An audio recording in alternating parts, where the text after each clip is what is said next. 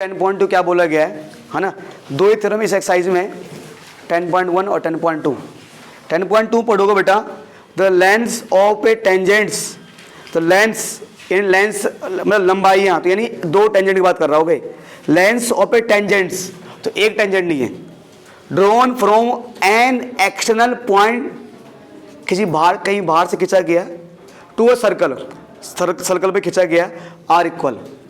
तो आप इस स्टेटमेंट को रट्टा मान लीजिए, कभी कभी एग्जाम में सीधा थ्योरम आ जाता है 3 से 4 नंबर का, और 4 लाइन का थ्योरम है बेटा, ठीक है जी। थ्योरम 10.2 प्यारे बच्चों ये कह रहा है कि अगर आपके समझ में कुछ नहीं आ रहा, अब मान लो एग्जाम में आ जाता है, तो कह रहा है the lengths of a tangents from an external point to a circle are equal. तो सर्कल की बात कर रहा है ये, तो आप एक काम करिए, सर्कल ड्रॉ कर दो भाई। चलिए भैया, आज का सेंटर ओ है, लिख दो। तो आप यहां गिवन लिख दीजिए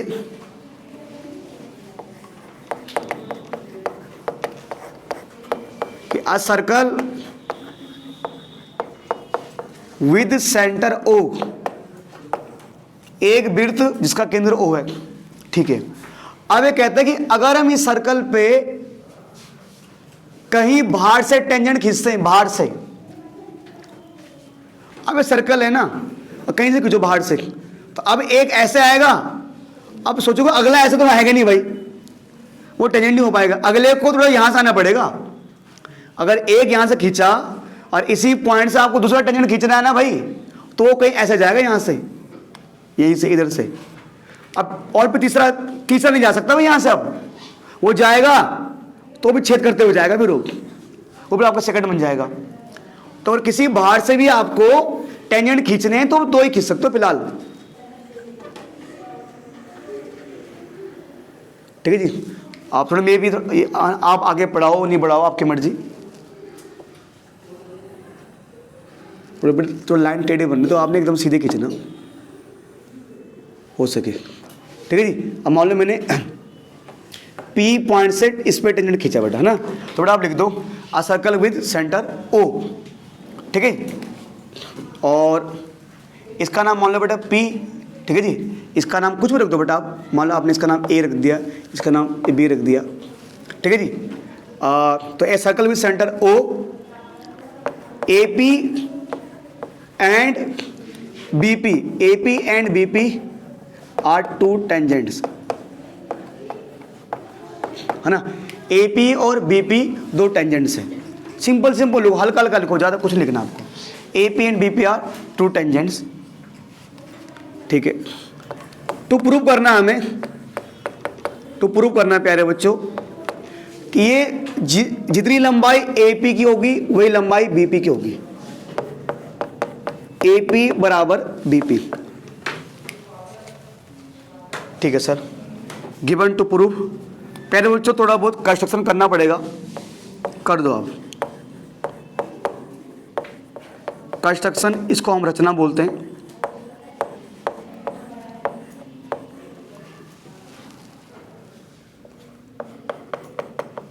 सॉरी, ये सेंटर ही है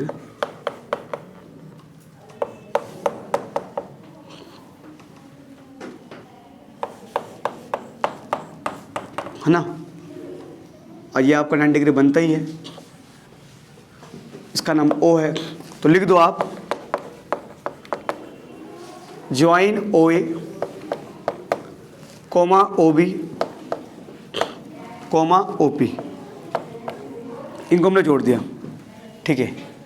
अब प्यारे बच्चों गिवन टू प्रूव कंस्ट्रक्शन, है ना, बाकी मैं यहाँ शुरू कर रहा हूँ बेटा यहाँ पर लिख दो प्रूफ। हिंदी में इसको बोलते हैं उत्पत्ति। कुछ नहीं करेंगे हम, दो ट्रायंगल लेंगे, एक ऊपर का ट्रायंगल, एक नीचे का ट्रायंगल। मान लो प्यारे बच्चों मैं ले रहा हूं in triangle OAP and in triangle OBP। प्यारे बच्चों हमें पता है ट्रायंगल OAP में एंगल A 90 डिग्री का है, ट्रायंगल OBP में एंगल भी 90 डिग्री का है। तो एंगल ओ ए पी बराबर एंगल ओ बी पी, यहाँ पर लिख दो आप ईच 90 डिग्री। अब आपको बड़े इसका रीजन लिखना पड़ेगा यहाँ पर, चाहे आप थ्योरम 10 पॉइंट में लिखो, पर थ्योरम 10.1 आप एग्जाम में लिख के नहीं आओगे। आप वहाँ पर क्या लिखना पड़ेगा आपको, लाइन लिखनी पड़ेगी। और क्या लिखोगे, संदीप जी बोलिए, बोलिए क्या कह रहे हैं आप, बोलिए बोलिए, हाँ बोलिए, आप कह रहे हैं ना क्या लिखो मैं यहाँ पर। आप लिखिए सर द टेंजेंट, है ना, draw to a circle is perpendicular to the radius of circle. तो रेडियस ऑफ सर्कल, है ना, ये लाइन लिखनी पड़ेगी आपको कि सर अगर किसी सर्कल पे, अगर सर्कल में टेंजेंट ड्रॉ करते हैं तो रेडियस के साथ क्या होती है, परपेंडिकुलर होती है। ठीक है, चलिए सर, ठीक है सर। प्यारे बच्चों, आप लोग जानते हैं कि ट्रायंगल ओ ए पी में ए है 90 डिग्री का एंगल, और 90 डिग्री के एंगल की सामने साइड क्या होती है, हाइपोटेन्यूस। तो ट्रायंगल ओ ए पी में ओ पी आ रहा है, और ट्रायंगल ओ बी पी में, इसमें भी क्या आ रहा है, ओ पी, दोनों ओ पी आ रहा है ना। ट्रायंगल ओ ए पी में यहाँ भी ए पी लिखा है, सॉरी ओ पी लिखा है, और ट्रायंगल ओ बी पी में यहाँ भी क्या लिखा है, ओ पी। तो ओ पी बराबर ओ पी, ओ पी बराबर ओ पी, ये दोनों में कॉमन है। प्यारे बच्चों, ट्रायंगल ओ ए पी में ओ ए आ रहा है, ट्रायंगल ओ बी पी में क्या आ रहा है, ओ बी आ रहा है। ओ ए बराबर ओ, क्योंकि ओ ए भी रेडियस है और ओ बी भी रेडियस है, दोनों एक ही सर्कल के रेडियस है।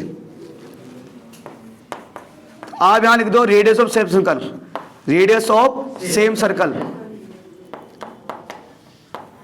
एक ही वृत्त के त्रिज्या। तो यानी प्यारे बच्चों, अगर हमें दो ट्रायंगलों को कॉन्ग्रुएंट प्रूव करना है तो उसके लिए तीन चीजें काफी होती हैं, हो चुकी है। यानी triangle O A P congruent triangle O B P के, बेटा कौन से रूल से, RHS। ठीक है जी, एक ही चीज आपको आती है वो RHS। चलिए बढ़िया है।